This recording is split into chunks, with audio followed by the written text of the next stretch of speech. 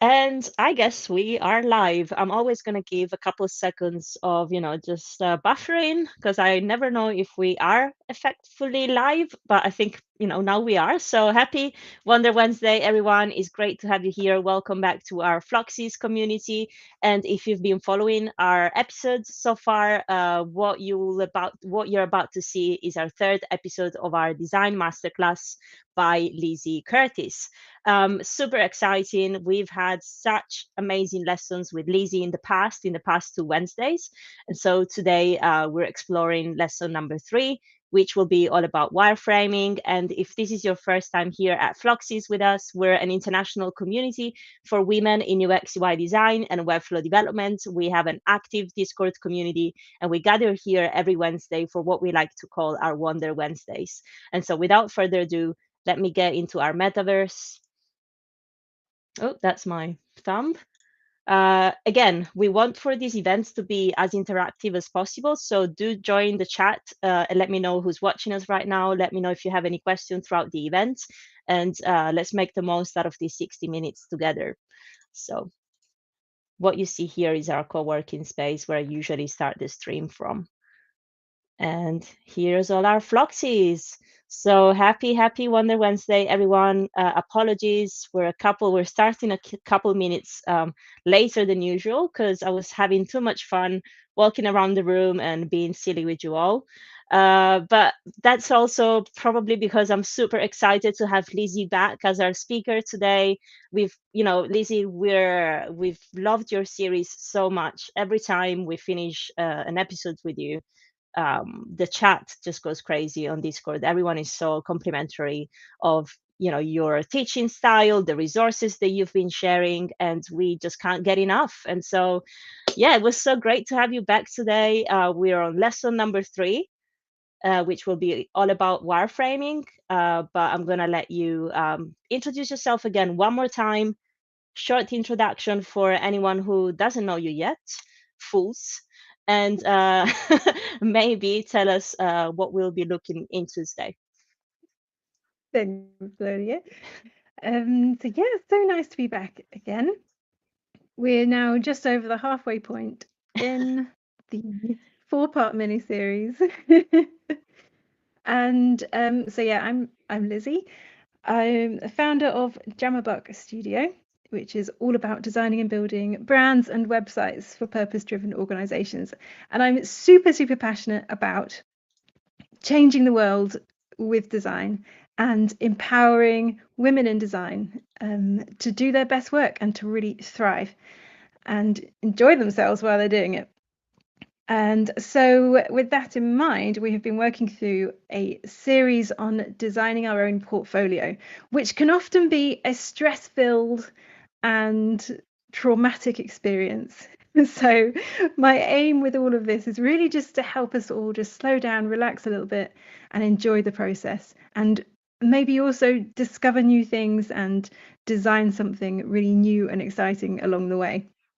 And of course, doing it in community, which is so important, which is why I'm at Floxies with you, because that's one of the most important parts of it, really. Yeah, so shall I do a little recap on what we've already done? Yes, that's a good point. Just so And that also, anyone why do you think so? First off, yeah, maybe we can do a quick recap. And I've shared the website where, if you weren't here with us in the previous 2 episodes that we've had, you can find all the resources in this webpage that I just shared in the chat. I'm also going to put it here. But yes, Lizzie, and do you have a new affirmation for us today? I do have an affirmation for us today. I'm Awesome. so glad you asked. So let me share my screen. I also just lit up a candle next to me Did because, you? I've got one behind me. You can't see yeah. it, but I can smell it. I wish you could smell it too because it smells so good. So this is today's affirmation. I am proud of what I've created and excited for what I will design next. So I want you to think about what you've been working on today and just reflect on what you've done Doesn't necessarily need to be absolutely groundbreaking, 100% changing the world every single second, but you can be so proud of what you've created. You are doing so well. I'm so proud of you as well. And what is going to be next? How exciting is that? Who even knows what we're going to be designing? And hopefully what we're going to be looking at today is going to help spur us on as well. So we can, again, just maybe take a deep breath, relax our shoulders a little bit, and I'll just do a little recap of what we've done so far. So part 1, we were looking at the beginning of personal branding, and we were thinking about our vision, our values, and our characteristics. Part 2, we then jumped into trying to turn those vision, values, and characteristics into something visual. So we're thinking about visual keywords that will then help us to create mood boards and a concept that will help guide all of our decision making when it comes to choosing between yellow or red or whatever the decision is going to be. And now, part 3.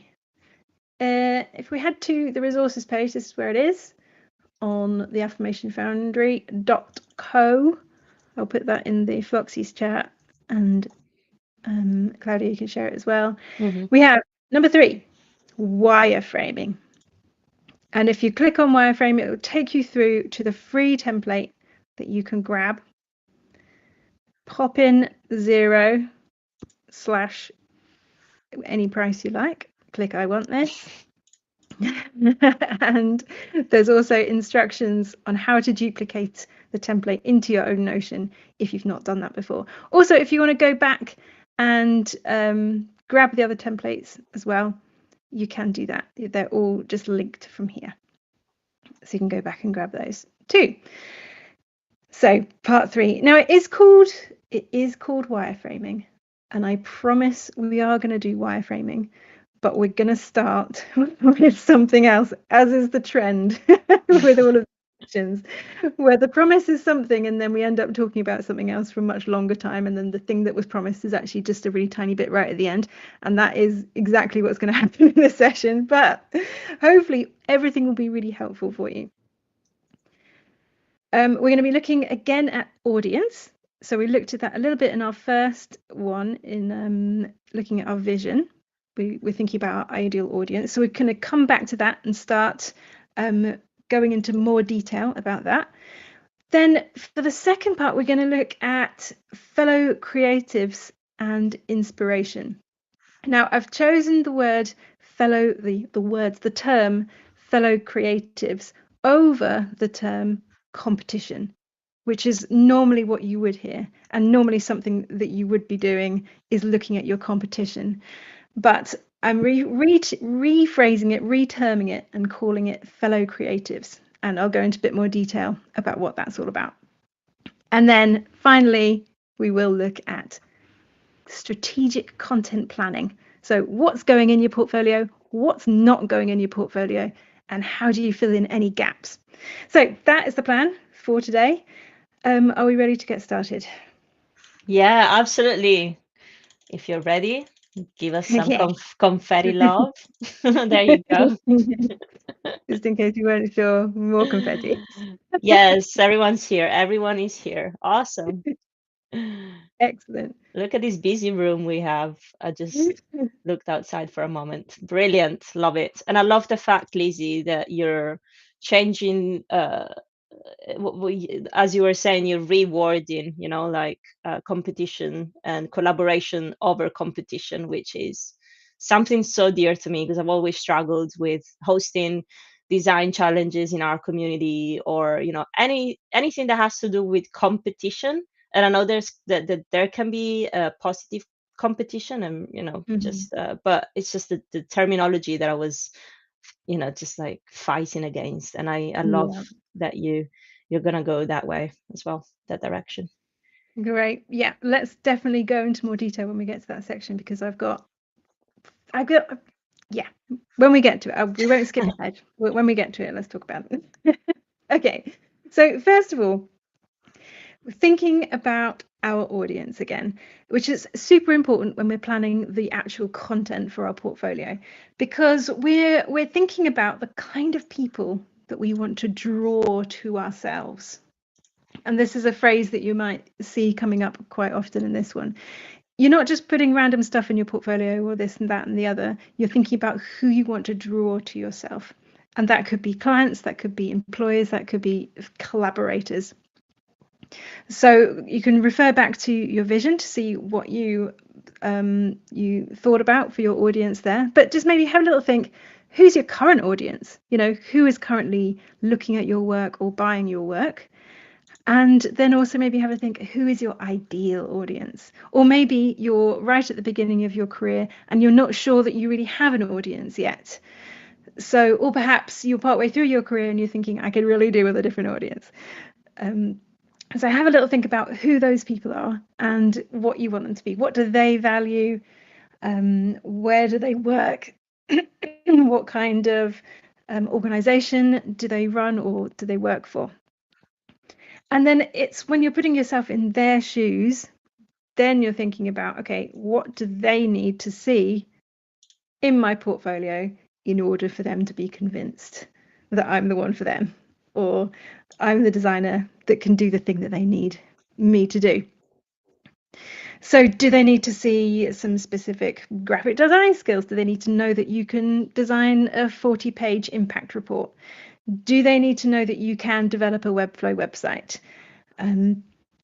Or are they in a really particular sector that has quite a distinct style? Do they need to see that style in your portfolio to know that you can do it?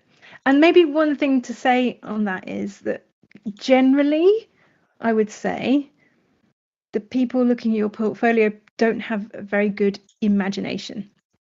And I don't mean that in a harsh way. I just mean that in the sense that if they can't see it in your portfolio, they don't know that you can do it. And you could be like, oh, I can do any style. I can draw the Eiffel Tower as like an engraving. I can do that.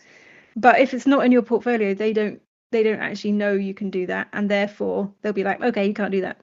So that's why we're really thinking about the audience here and kind of just giving them what they need to see. So for each audience that you've identified, whether that's current or ideal or potential, I would list around 3 things that they definitely need to see. And you might be able to find that in a job application. They might literally list out the things that they need to see in your portfolio. But then also potentially, if you're sort of more thinking broadly about attracting a certain type of person to yourself, then I would just think about those top 3 things that they might want to see. So as a little example, thinking about current and ideal audiences, potentially, okay, if my ideal audience is someone, a company who's fighting climate change and working on sustainable futures, I would think, okay, what do they need to see? They might want to see something about low carbon websites. They will want to see that I've got a climate focus in my work, and potentially they might want me to be like ahead of the curve in like and see like green tech kind of styles. So you get the idea.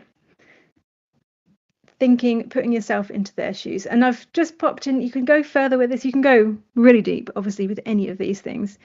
But if you wanted to, you could create a persona for your audiences. So I've just dropped a resource in there about creating effective user personas, which is a bit more on the UX side.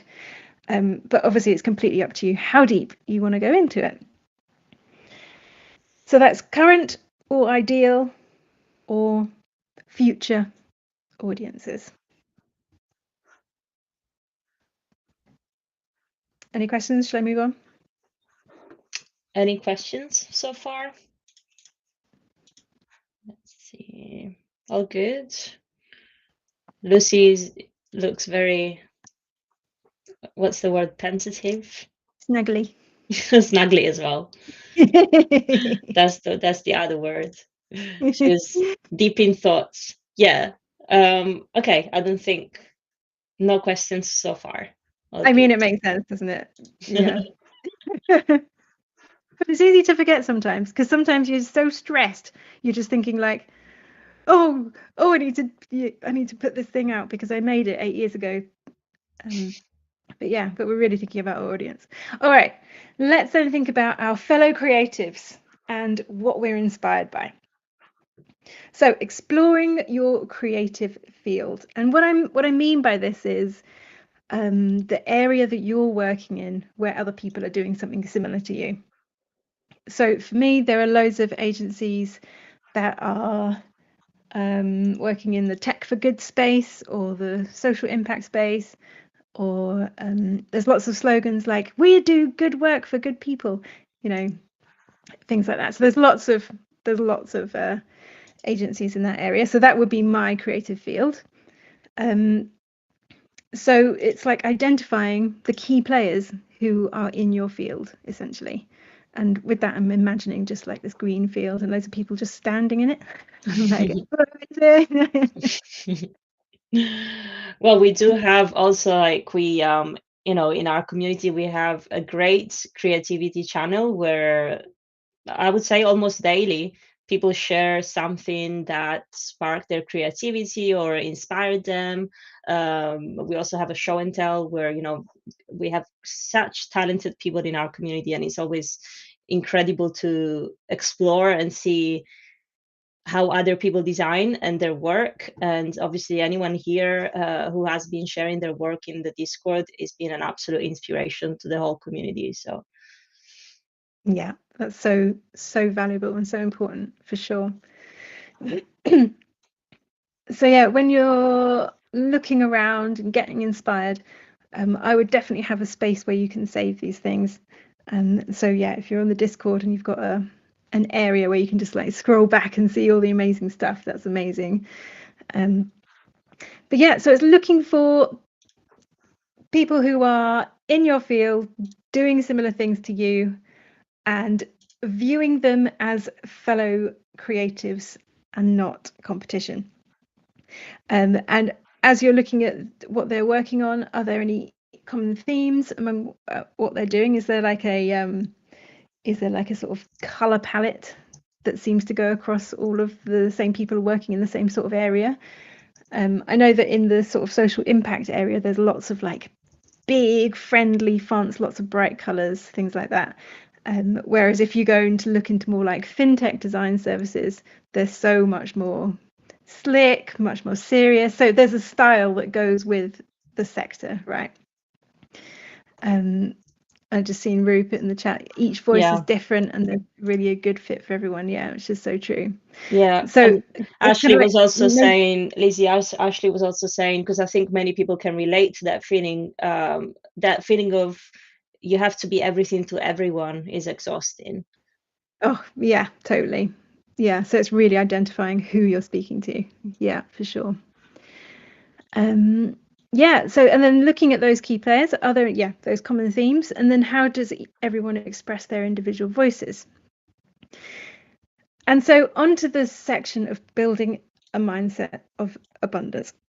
Has anybody been sitting there scrolling through Twitter or LinkedIn or Instagram, see someone who's doing something quite similar to you, and they're doing it really well, and you suddenly despair, and you're like, oh no, what am I doing? They'd be like, what is the point? I'm just a pretender. Yep. And like in the chat, everyone's like, every day, all the All the time. time. And then Penny's like, never. So good. Yep. And I absolutely 100% know that is me.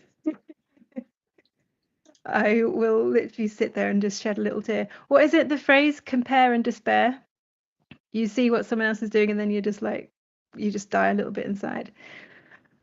Well, what I would love to be able to do, and this is for myself, like I've said before, all of these resources I'm basically just making for myself to remind myself that I need to do all of these things.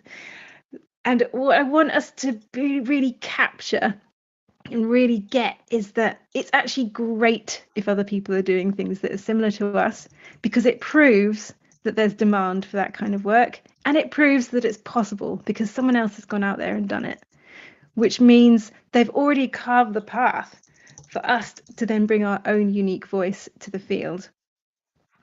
And also it means that there's loads of potential collaborators out there, and there's also loads of potential mentors out there. You could even reach out to someone that you envy with all of your heart and say, I love what you're doing. Please, can you share something with me, or maybe support me on my way? And it completely flips the whole. I know it feels like it completely flips how you scroll through Twitter or how you scroll through LinkedIn or Instagram, because instead of seeing all of these things and shriveling up, you're actually seeing all these things and thinking, okay, this is interesting. Now we're getting somewhere. Okay, someone's pushed that boundary. Okay, that's good. That is really good, because I was going to do that as well. But now they've pushed it a little bit. I'll see how much further I can take it. And I think that then what I want us to feel is like, not that we're just fighting for survival in a world of lack, but we're thriving in a world of abundance. And that's certainly something I need to remind myself all the time. So here's 2 little affirmations that you can write out on a post-it note. There's plenty of room for my unique voice in design. And I bring a fresh perspective that enhances the field. So you're not fighting against these other people, you're bringing your fresh perspective. There is literally plenty of room. Wherever you're working, there is plenty of room. And if you take nothing else from today, I would love you to take that home with you. Obviously, I know that you mostly already are at home, but you know what I mean. But Lizzie, this is so beautiful. Like, you should be writing a book. I think An other people affirmation book for designers. Yeah. Instead I of was thinking, instead of compare and despair, compare and care. compare and care. Yeah. Or no, there's got to be elevate. No, something like. I love it that I always give you something to think about each episode. I need to come up with the opposite of compare and despair. Compare and care, Claudia. CC. Yes. So we are operating from a mindset of abundance rather than lack. And then when we're looking at those other people who are doing amazing things, what differentiates you from them? And you can go back to your vision, go back to your values and your characteristics, because those are completely unique to you. And think about how then those things, your character and your voice, helps you to stand out.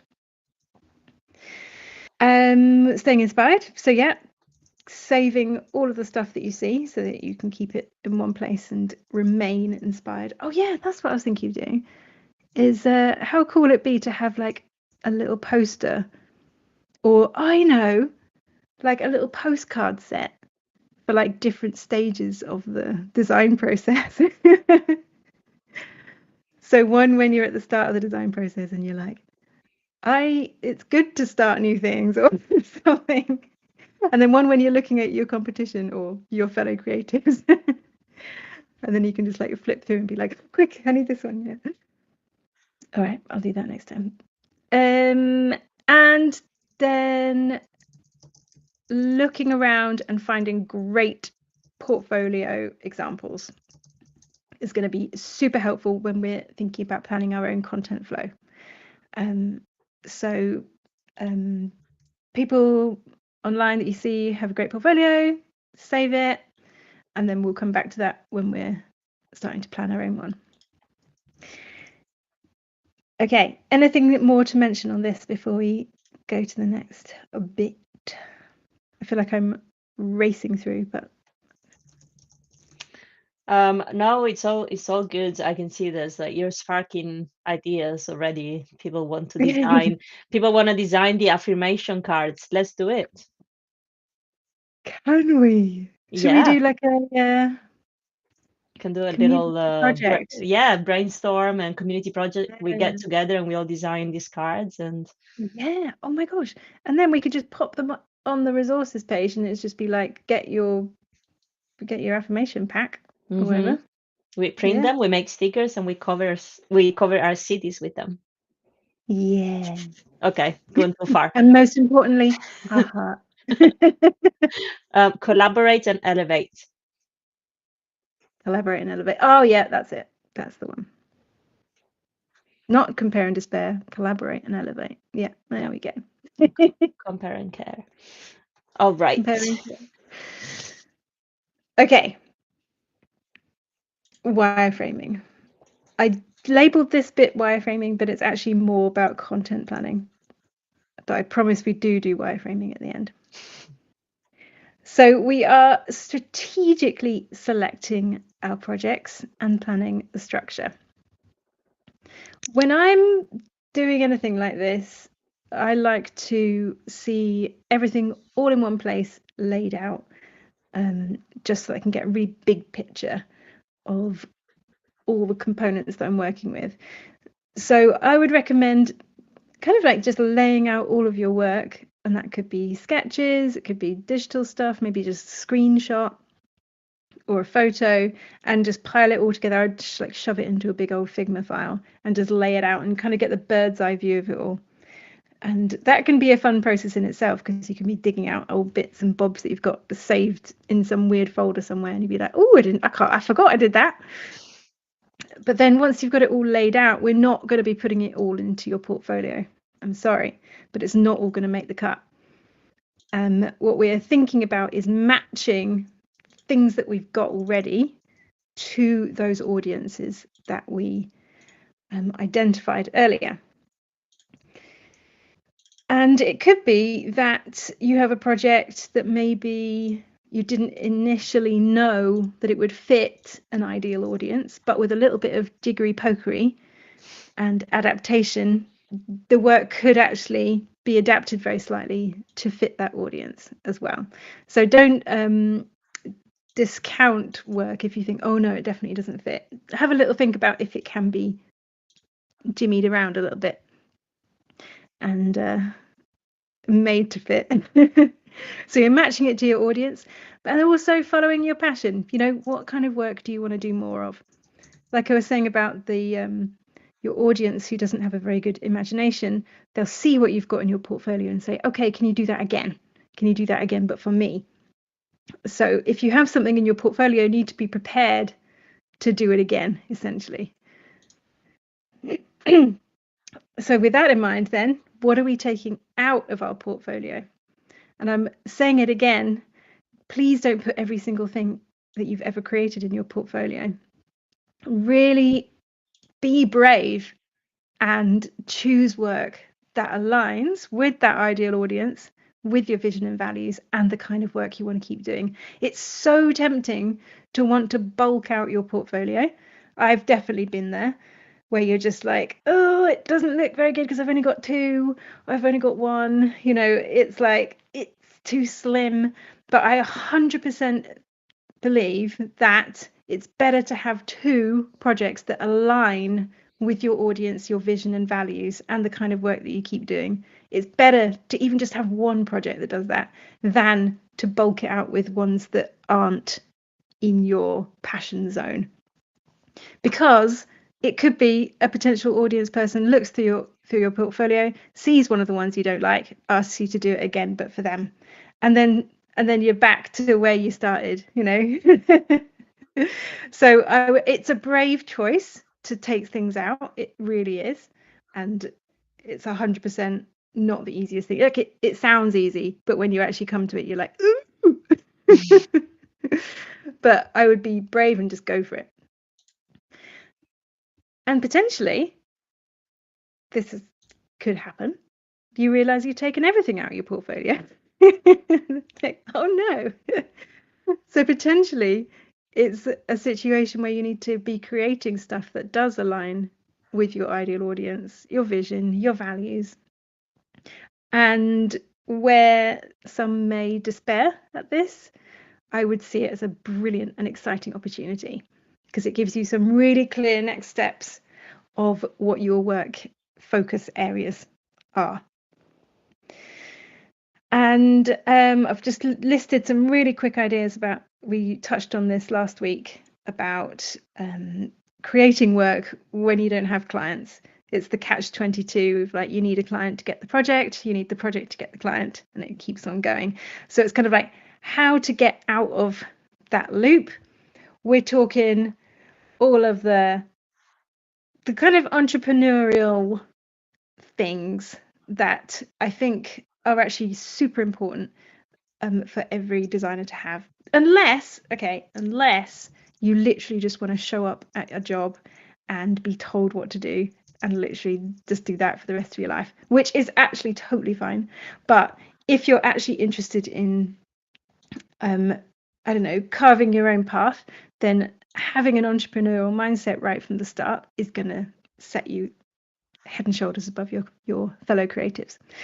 So thinking about a side project, passion project, a skill swap. I am still offering skill swaps with people. And I would say I have got so many cool things out of skill swaps. I'm not even joking. I got really nice carpentry shelves in my cupboard. I got a month of massages, like one a week, the massage. I got life coaching. Oh my God, that was so good. Executive coaching, someone else who's a coach. Like, I'm not even joking. Skill swaps are the way forward and they're a really great way to build your portfolio. And free Italian lessons as well. Oh, okay. I've got a question, Lizzie. Say, for example,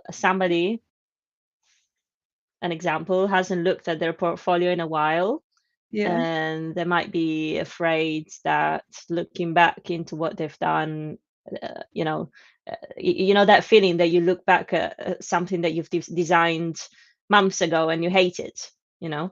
Mm, What happens then? wow. You have a little think. I'm proud of what I'm created. You can still be proud of that work because you did the best you could with the resources that were available to you at that time. And that's where you were as a designer at that time. And all of that learning in that project has led you to where you are now. So you can be really proud of what you have done. And if you're seeing that your work isn't where you want it to be, then you can be excited for what you're going to design next. 100%. So don't be down on your little past designer self because she was doing the best she could, right? But be excited for what your future designer self is going to be working on because she is just getting better and better and better at design, which is so excited. So that's what I would say to that. Thank you. Just That was part one. I should close these tabs really, shouldn't I? Part three. Let's close that and that. I was going on about skill swaps. We've got all these sorts of design challenges that you can find within Floxies as well and all over the place. Volunteering, all sorts of things. I'm sure there are way more as well. But absolutely see it as an opportunity. I think Ashley said, don't see it as a roadblock, more like a slight detour. Yeah, for sure. And yeah, Ashley's just saying it was at that time. You can review design work from when you were studying and you think, wow, that was rubbish. But there was something really creative there, right? Of course. And now you know your skills have improved and you could do it better. But at that time, that was where you were at. And yeah, totally. It's like it's really respecting your past self as well. Just being like, you did that, and you didn't even know about all of these tools that are available to you now. Well done. yeah, exactly. And think where you came from as well. Like, imagine that was your first design. Like, you know, that's quite powerful. I don't know. We have a lot of like career switchers here as well. If you haven't followed any particular design educational path, I don't know, you haven't gone through a boot camp, or even if you have, you know, just think of the process and the journey that you've been on. Yeah, totally. Totally. Okay. And yeah, and Ashley is saying, at the time I thought my designs were fire. Yeah. So true. You're like, this is the best thing I've ever created. 1 week later, you're like, oh my God. have I done? And I also think you have to be your biggest fan, because if you don't believe in yourself, then why should other people do that? You know? Mm. Uh, and that is something that I've had to learn myself, like many, many, many, many years ago, and that I could swear by it today. You have to be strong for yourself. You have to build that safety net for your own self to fall into it from time to time and bounce back up. Yeah. Yeah. And Elizabeth's just saying you timestamp it and you look at your growth. That is great as well, isn't it? Like you see where you were, you see how much you've grown. Okay, I think the answer is we do need these affirmation cards. Because, yeah, Tanya's saying the building that mindset up is like going to the gym. It's so true because you need to keep on practicing to build that mindset. And it's often forgotten about. At design school, you definitely don't get teaching on having a mindset of abundance or loving yourself. Yeah. Okay, now finally we can start sketching the outline of our portfolio. So we're referring back to our mood boards, and we're also referring to our portfolio inspiration. We're considering the projects we've selected, and we're just thinking about the elements and features that we'll actually need. I'm assuming with this, by the way, that we're building a website in Webflow. That's because the course is going to continue from me to Alessia, who will be teaching us how to build our amazing designs in Webflow. So that's why I'm sort of assuming that it's a website. But I think generally for portfolios, it seems like I feel like this is the case that we still need a PDF portfolio. Like quite a few applications that I see still have like upload your PDF, and I'm like, PDF, really? But I think it's still relevant. So it might be considering that you're maybe doing your main design in your website, and then potentially doing like a sort of side design for the PDF as well. But we can come to that next week. Actually, I Imagine don't know. somebody, imagine somebody now creates a product, a new design tool called PDF. That would be fun. That would, submit your PDF, and here it is. That would send everyone a little bit crazy. Just try, like Like convert. another Figma, yeah, like another Figma, Yeah, but PDF. but it's like looks good. Yeah.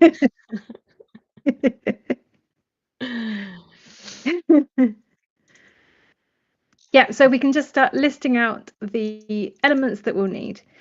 And I will just show you a very rough sketch of what I mean. Thinking about no wrong answers, just getting out the ideas. Okay, what kind of pages do we need? What kind of elements do we need? And you can see that you can start off with literally the smallest thing. Sometimes the roadblock is you think you need to start designing straight away, or you need to start in Figma straight away. And for me, the easiest way to get over that roadblock is to start with my paper.com, which is a hilarious joke from last week. Which you'll just have to go back and watch last week's one if you weren't here. Yeah. Now, Or if was you're it curious, this if week? you're desperate to know, go watch last Yeah. week's episode. I can't remember if it was week 1 or week 2, so you'll just have to go back and watch both. Oh yeah, just go ahead and watch both. Let us know which one it is. Yeah. You'll get a prize of a free subscription to paper.com. Oh, I'm making myself laugh now. But actually, I'm gonna get paper because you did say last week to bring some paper, and I forgot. So I'm Did, just didn't I? Yeah, yeah. that's all good. So we're just like really roughly sketching out, unless you have no barriers to just working in Figma straight away. But genuinely, I feel that sketching things out can just move ideas along really fast, because you can just no problem move on to the next idea, until you flesh something out that's a little bit more cohesive and coherent than my one. And then with a rough structure in place, I would say that's when you can bring it into Figma. and start moving blocks around on your Figma. And I use my favorite wireframing kit, which is the Relium Figma kit. And I've got a link there to the free one, or you can just go ahead and create your own wireframes as well. I think you can be really rough to begin with, a little bit in the vein of those sketches. Here's my very rough example. I haven't even changed the copy. I haven't thought anything about the design. All I've done is literally copied and pasted the bits from the Relium template. And what I love about this is that you're not thinking about the design at all. So my actual website may look absolutely nothing like this whatsoever, but what it will have is some sort of headline, some sort of image at the top there, and some sort of navigation. So we're really thinking high level about the content and the flow here. And I want so from my sketch, you can see I want some sort of navigation going on to a project template. So that's what we've got here, some navigation, and here's the project template over here on that side. I want some little bit of text, a contact, footer. Dead simple, right? And we are 100% not thinking about design, because what I quite see often with my design students when I'm teaching, I teach design, by the way, at Shillington College, which is a design bootcamp. And what I see quite often is we'll do a wireframe, and then the design is just colouring in the wireframe. And I think it's kind of like detaching from that and just seeing the wireframe almost as just like a completely different exercise from the design. Don't even think about it. And definitely don't show this to the client, because they'll be like, what? Great, what? Unless you've got a good relationship with your client. So there we are. We have made it. We have wireframed on literally the very last point of the whole session. That was great, considering we started late. That was great timing. It was, wasn't it? Yeah, Yeah. Getting good at this. absolutely. You should be a teacher. Awesome. Well, thank you so much, Lizzie. Should we open up to Q&A? Absolutely. Yeah. Let's do that, because we have a full room of, how many do we have? 24 people here. Awesome. All right. Is there anyone who would like to ask away? Ask your questions. Something that you want to explore more of, that has to do to this lesson, or it doesn't have to do with this lesson, right? You've got Lizzie's brain available here, brain and heart, most importantly. Yeah. Don't be shy. And also, if you don't want to get on camera or voice, feel free to drop your questions in the chat, and anyone watching online as well, drop your questions in the chat and we'll ask them for you. Ashley. Hey, Lizzie. Hey. When it came to brainstorming your mood boards, how many different variations of your mood boards did it take for you to be fixed on one, in terms of, because I'm looking at things from a more, yes, I've got so many things to say, sorry. With your, let's say if you had one variation of your mood board and you didn't think it was working, what things did you feel you had to reduce or to kind of bump up more, to kind of narrow down according to your values and for the sort of work you wanted to do? Were there any particular elements that you felt weren't gelling with the mood boards? Do you mean like with the work, when I laid out all the work? Yeah. Yeah. As in like what was working, what wasn't working, and how I then chose them. Yeah. Good question. So I think the main thing was around, actually, it's really interesting. One of the what's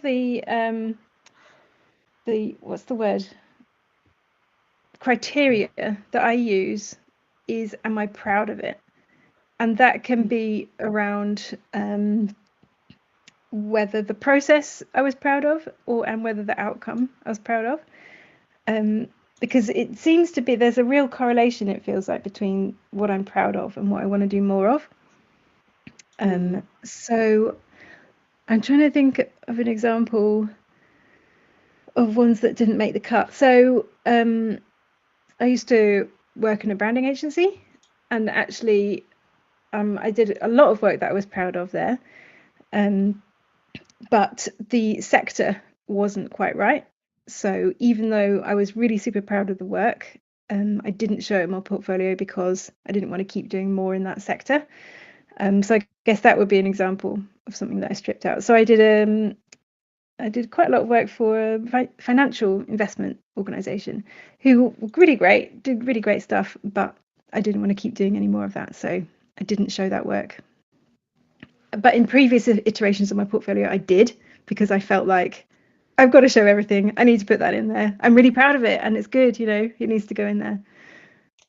I guess it's a bit kind of like making peace with, it's a bit like the whole KonMari method of when you're decluttering, you kind of say this helped me during this time, and you're grateful that it served you during this time, and now it's time to kind of put it to bed and kind of make space for something new. I guess. What do you want to take into your future? That's one of the questions she asks, isn't it? It's like, what do you want to take into the future? Totally. Yeah, definitely. Thank you, Lizzie. Thank you. Yeah. Good question. Thank you so much, Ashley. Okay, I can see questions in the chat from Rosie. As a freelance beginner, how should I choose my audience and project theme to make sure that I can get my first client? I would go back to your vision and really think about where you want to be, where you want to go, what kind of designer you want to be, and what kind of impact you want to make in the world. And I think that your audience will emerge from that vision, because you're like, if I want to, I don't know, help textile designers make textiles, then your audience comes out of that. And I would also definitely look at the other creatives who are already working in that field, for sure. So start with your vision. Where are you wanting to aim? Then in that area that you're aiming for, look at your fellow creators in that area, see what they're doing, see what kind of clients they're getting, and then that shows you your audience. I hope that helps. Awesome. Thank you so much. And thank you, Rosie, for the question as well. And thank you, Lizzie, of course. I can see one more from Tonya. I'm in the process of updating my portfolio designs. I did a lot of testing and research at the time, but I think in today's market, I need to drastically update the UI and maybe start from scratch on the wireframe, but keep a similar structure, if that makes sense. I'm trying to avoid doing usability testing and etc. all over. Yeah. Yeah, sometimes we do need a refresh on the portfolio. But again, I always want to do it from a heart of excitement rather than out of panic, if that makes sense. Yeah. I want us to be designing our websites from scratch because we are excited to, not because we're scared that we're missing out if we don't. Yeah.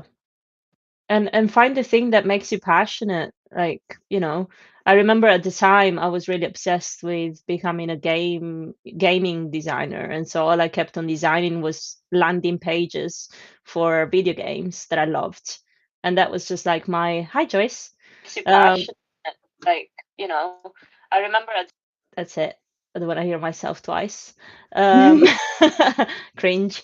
But yeah, that was something that I was doing. And the more I was doing that, the more I was practicing, the more I was attracting people in that sector. I did get a call with Rockstar, which to me, like as a completely junior person, was just like, I didn't even know what to say when we got on the call. I was just so happy. And obviously, I didn't get anything because I was a baby designer and I was just making fictional landing pages of video games. But they wanted to chat and gave me a lot of tips and advice for my future career, which I absolutely loved. And so, yeah, that to say, echoing what Lizzie was saying as well, just don't do it out of fear or any other feeling if not something that you're passionate about makes you happy as well. And think of your audience, think of the type of clients you're trying to attract. Yeah, who are you drawing to yourself? So awesome. Joyce, you do have a question. Amazing. Let me unmute your mic. Sorry, I just muted it because I could hear myself and I was cringing hard. Hello. Sorry, I'm just not gonna use the camera and stuff. I look terrible. You look amazing. Thank you. I just wanted to ask. I've just recently joined Floxies, so it's all new to me, but I'm happy to attend here. And I'm just wondering, because I'm stuck between becoming a generalist and niching down. I know many people have mentioned over to me to niche down in order to gain more higher paid clients that I want. But then I live in Northern Ireland and it's a small community here, and I know a lot of small business owners who are looking for help. So I'm stuck between staying into whether to just accept what I get or focus more on the things that I do want to work on.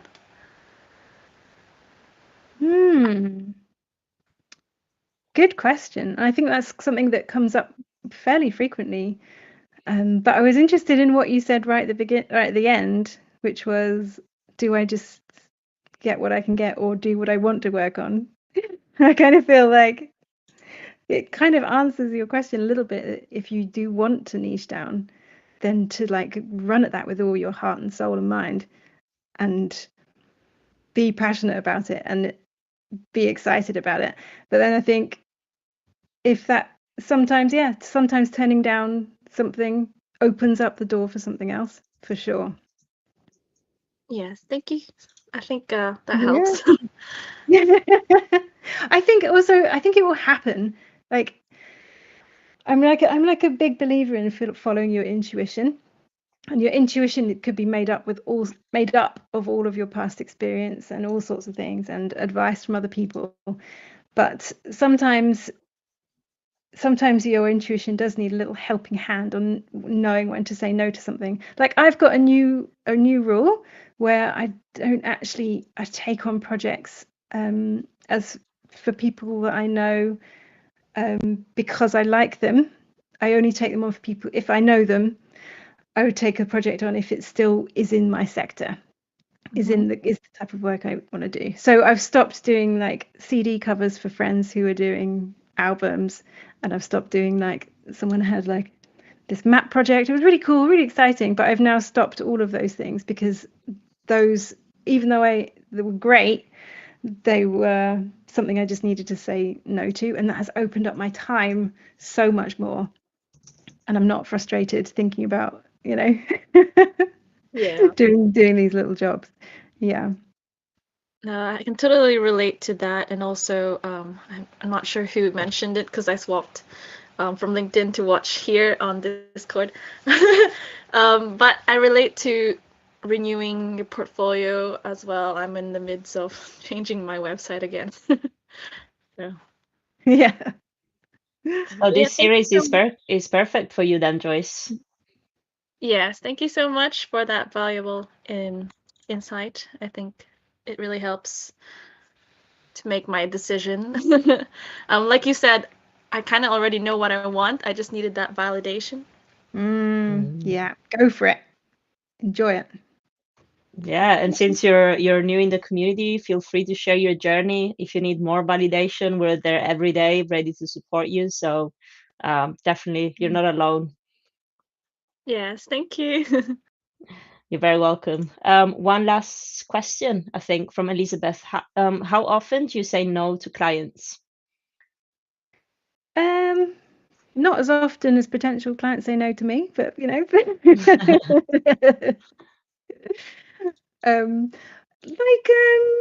reasonably often. I think I've said no probably twice this year so far, and they're usually just something that's blatantly just not in my sector, which makes it really easy to say no to. Because I'm just like, I'm sorry, I don't work in oil, you know. So in some ways that's super easy. But yeah, it's like, yeah, the more focus you get on your vision, the easier it is to make those decisions, and it doesn't feel painful. It actually feels fine. It feels great and enjoyable. I'm cracking up at the laptops not holding the gather as well as mine. I do recommend using it on your browser. I don't know if you girls are using it on your browser, but I find it lighter than the app. Anyway, awesome. Well, Lizzie, I know that we're at time, and I know that my candle is choking me right now, so I need to put that off. No. The opposite effect of what it should be doing. But it's a little bit bittersweet because I know that next week is our final one, and I feel sad. What are we going to do next week? Well, we're gonna have Alessia, and we're gonna have 4 weeks of building in Webflow, which is very, very exciting. Yes, that's after. That's after. So I guess next Wednesday we're going to wrap all the knowledge and all the tips that we've been gathering for the past 3 weeks.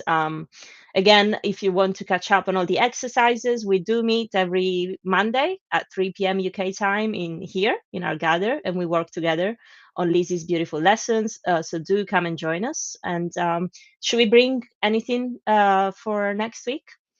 I'm hoping that we'll get to do some design, but with the way things are going, with me chatting on so long, I don't know how practical it will be. But if you want to set up a Figma file or anything like that, that would be great.